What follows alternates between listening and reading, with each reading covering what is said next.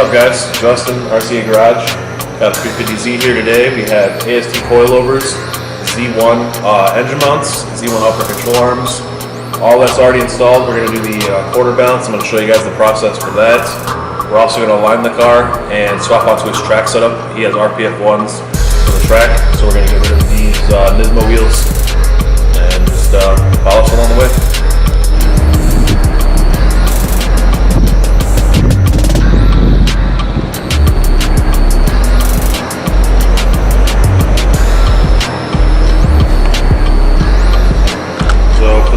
We just have to secure the actual reservoirs. So you're going to have these for rebounds, and you also have your dampening adjustment here. So we're just going to secure those and make sure that they don't move around or anything. Definitely make adjustments a lot easier.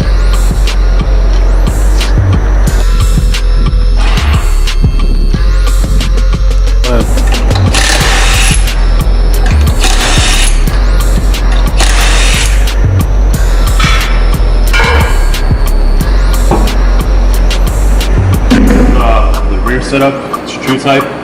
So you have the actual canister up here. So you have your dampening and you have your rebounds. And if you want to, you can always get rid of the factory spring bucket. You can put in a tow arm there for more adjustability. At this time he hasn't done that yet, but I'm sure that will be in the future for him. But overall, very, very nice setup, very simple. Got the brackets up here, custom from AST, custom spring rates, valving, everything for the customer's preference. These are the front coilovers. We just got to finish adjusting everything once we do the corner balance. Same situation. I already showed you guys the fronts go up to the top there. We have the upper control arms from Z1. We're going to adjust those and everything on the alignments. And then also, I'll show you guys right now. We're going to cut to the engine mounts. Show you guys those. So these are the Z1 engine mounts here. They are adjustable. They have set screws in there. So you can actually raise or lower your engine depending on the setup, and definitely makes a lot stiffer ride. We also have the Z1 solid trans mount. So the stock poly ones, after a while, they do start to crack, and your transmission will move all around on you and can cause drivetrain power loss. So this is definitely a really, really good upgrade.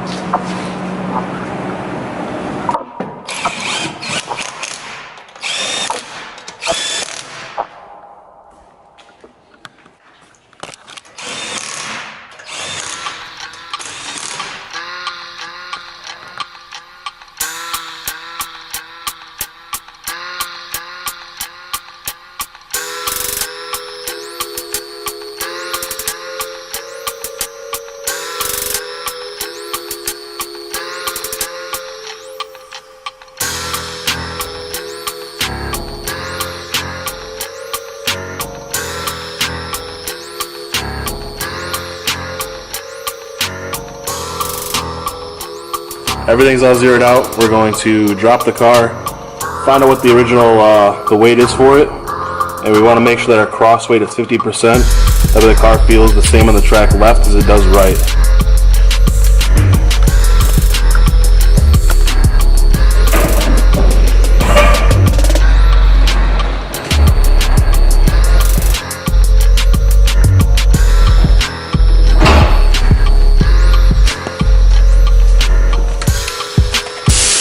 So initial reading, we're actually really close. We're only 0.2% off. And that's with the driver weight in the vehicle. He weighs about 175 pounds. So the total weight of the car is 3,398 pounds. We're not going to change that at all. That's going to be the weight throughout the whole entire transaction here.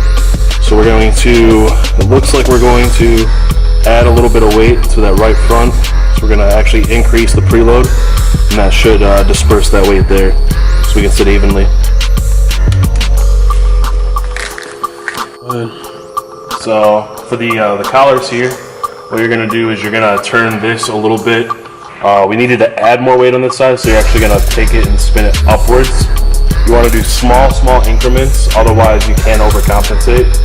So we're just going to go ahead and turn this about half a turn, and then we'll put the wheel back on and check and make sure that everything's still good with that. And then once you're completely done with the corner balancing, you're going to go back in and you're going to put all your collars back up, tighten everything up, torque everything down, that way nothing moves, and then we can go ahead and start with the alignment. On these coilovers, just tightening up the Allen key bolt there first. Bolt-on also gives you, AST also gives you these. So you're going to put that in there, run this collar up.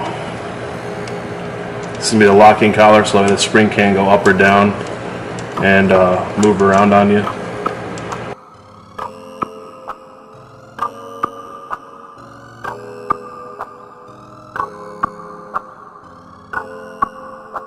When you're live. Go ahead. So as you can see, we adjusted that right front just a tad little bit, and we got it down to 50%, which is exactly what we're looking for. So that means that the car is going to feel the exact same way, like I said, left to right on the track. We have the driver weight in there, and everything's all perfectly balanced, so the car's going to ride amazing.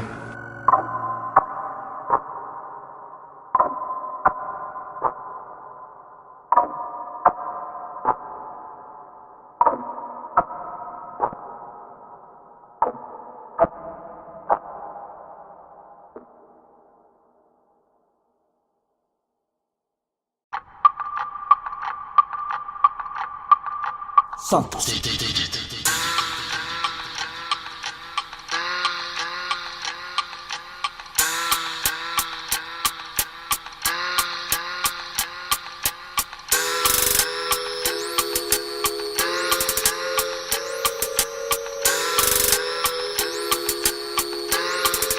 This is the initial alignment here. You see we're at 2.01 camber, 2.78. So we're going to have to undo the arms and make the adjustments. We're trying to get right around like 3.5 degrees negative, and then we'll even out that caster. The rear can be easy, just the front's going to be a little bit difficult because those arms, you have to actually remove them to adjust them. So this will prove to be interesting. So one thing that I can already see that's going to be difficult is with these arms, they're only single adjustable. So you have these adjustments here. The only problem with that being is they're not double adjustable, so they're not going to be like your Megans. They're not going to be like your SPL where you can actually adjust it while it's on the car.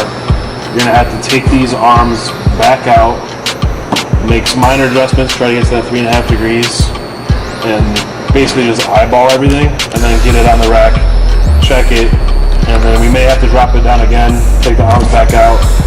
So if this is like an SPL or a Voodoo 13 or even like a Megan Racing, it would make your life so much easier.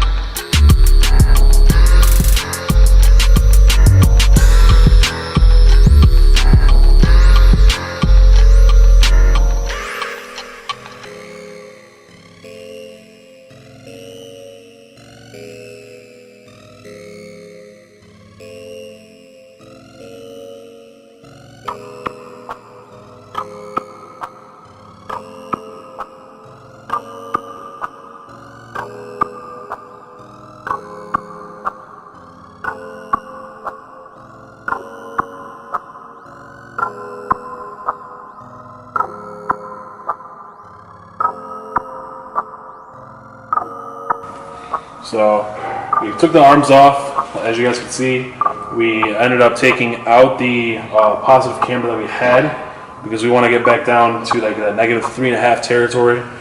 So we brought the arms as short as they'll go. We'll double check, it'll give us a good base point, because if we take out a little bit and we don't reach that 3.5, then we're gonna have to do it again. So what I did is I maxed them out so we can find out if we can even achieve that -3.5. So we'll put the wheels back on, check the alignment, and we'll go from there. Santos.